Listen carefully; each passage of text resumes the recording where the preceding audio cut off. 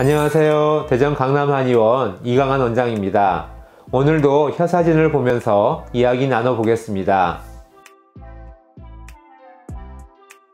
머릿속에서 소리가 나는 뇌명증은 한의학 고서에 등장하는 병명인데요.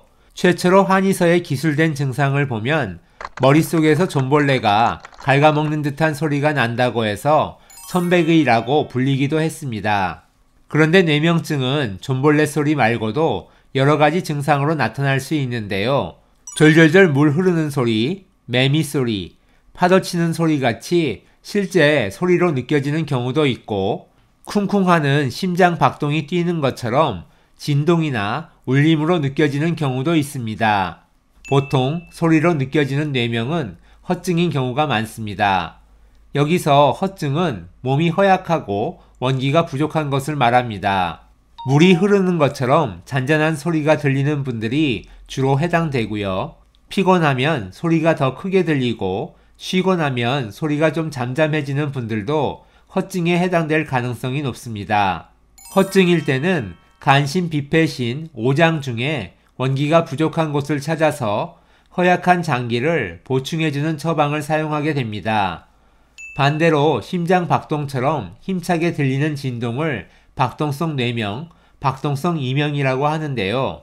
주변이 조용해질수록 소리가 더 심해지고 스트레스를 받고 흥분 상태에서 증상이 더 크게 느껴지는 특징이 있습니다. 이런 박동성의 원인은 실증인 경우가 더 많은데요.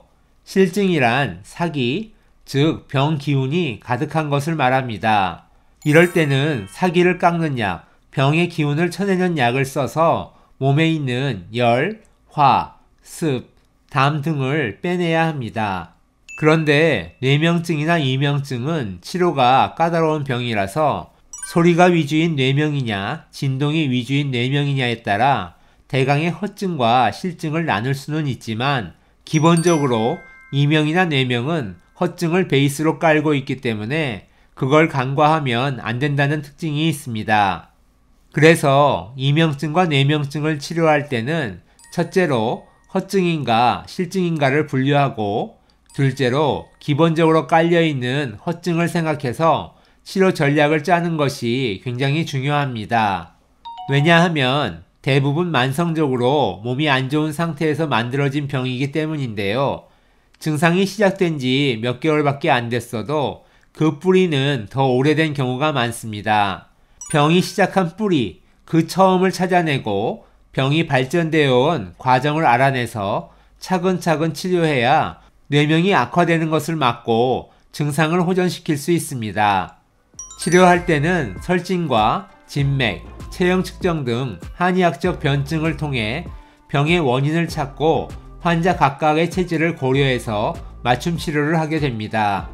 한 가지 다행인 것은 뇌명증은 이명증보다 호전 속도와 예후도 더 좋은 편에 속하고요. 절대 못 고치는 불치병도 아니니까요. 나을 수 있다는 자신감을 갖고 주치의 한의사 선생님과 꾸준히 이야기 나눠보셨으면 합니다. 그럼 오늘도 행복한 하루 보내세요. 감사합니다.